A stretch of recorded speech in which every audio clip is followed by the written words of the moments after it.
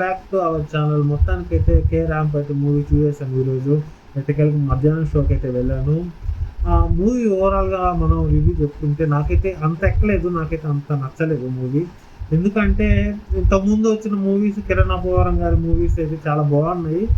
ఇప్పుడు ఈ మూవీలో నేను ఇంకా ఎక్స్‌పెక్టేషన్స్ పెట్టుకొని పోయాను మూవీకి. నాకైతే అంత అనిపించలేదు. ఎందుకు అంటే నేను ఓవరాల్‌గా రివ్యూలో చెప్తాను. మీరైతే చూసుంటే ఈ సినిమా చూసుంటే మీరైతే కామెంట్ అయితే చేసేయండి. మీకైతే ఈ సినిమా నచ్చిందో లేదో అని చెప్పేసి. సినిమాలోకైతే వెళ్ళిపోదాము.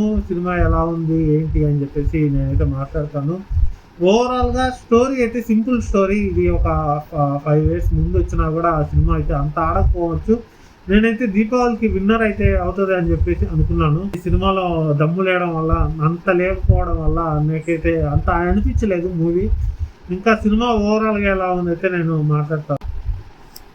ఏదైతే సినిమా ఫ్లాట్ అయితే ఏదైతే ఉందో అదైతే నేను మొత్తం రివీల్ చేయను. కొంచెం అయితే చెప్తాను. ఈ కిరణ్ అబ్బవరం అనే అతను ఒక రిచ్ పర్సన్, ఒక కొడుకు. అతనికి కిరణ్ అబ్బవరంకి మూవీలో అయితే చదువు అయితే అవ్వదు. ఆయన చూడలేక కొడుకుని అదే మార్క్స్ అక్కడికి పంపించాలనుకుంటాడు. అదర్ కంట్రీకి పంపించి అక్కడైతే చదివించాలి అనుకుంటాడు. ఇంకా ఇదే స్టోరీలో అయితే మళ్ళీ ఇంకా చదువుకోవడం, అక్కడైతే హీరోయిన్తో లవ్లో పడడం అయితే ఏదైతే ఉంటుందో అదైతే సినిమాలో అయితే చూడొచ్చు. ఇంకా ఫస్ట్ హాఫ్ అయితే సినిమా అనేది ఫస్ట్ హాఫ్లో మనం చూసాం కదా, అయితే ఒక నార్మల్గా పోతూ ఉంటుంది. అది నార్మల్గా ఉంటుంది, అంతేం అనిపించదు.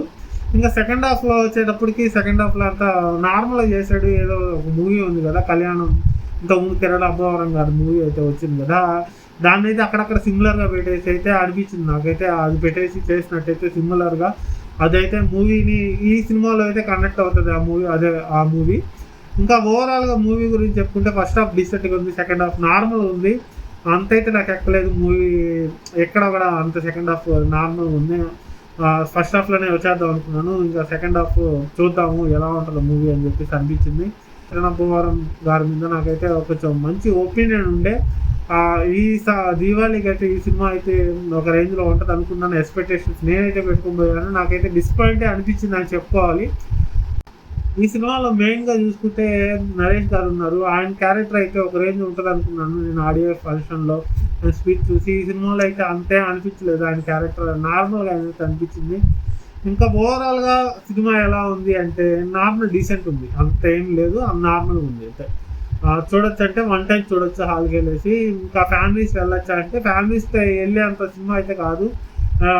వాళ్ళకి అక్కడక్కడ కొన్ని డబుల్ మీనింగ్స్ అయితే ఉంటాయి, లిప్కీస్ ఉంటాయి. అయితే ఫ్యామిలీతో వెళ్ళాల్సిన మూవీ అయితే కాదు. ఇంకా ఓవరాల్గా సినిమా డీసెంట్గా ఉంది. కిరణ్ అబ్బవరం గారు ఆయనకి ఇచ్చిన క్యారెక్టర్లో ఆయన జస్టిఫై చేశారు, బాగా చేశారు. మూవీ ఇంతకుముందు మూవీస్తో పోలిస్తే ఈ మూవీలో బాగా ఇంప్రూవ్ అయ్యారని కూడా చెప్పుకోవచ్చు.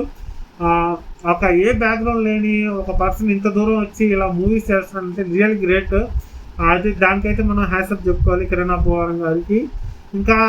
ఇంకా బాగా తీసుండొచ్చు మూవీని. నాకైతే నార్మల్ అనిపించింది మూవీ, ఎక్కడక్కడ అంత అయితే అనిపించలేదు. ఇంకా బాగా తీసుండొచ్చు. దీవాళికి అయితే నేను ఇదే మూవీ హైగా నిలుస్తుంది అనుకున్నాను, అదైతే అంత అనిపించలేదు. ఇంకా 2 మూవీస్ కూడా చూశాను. ఆ 2 మూవీస్ కూడా రివ్యూస్ ఇస్తాను త్వరలో. ఇంకా మైనస్లకు వచ్చేస్తే మూవీ సెకండ్ హాఫ్ అయితే ఏం లేదు. ఆ మూవీని పెట్టేసి అయితే తీసేశారు.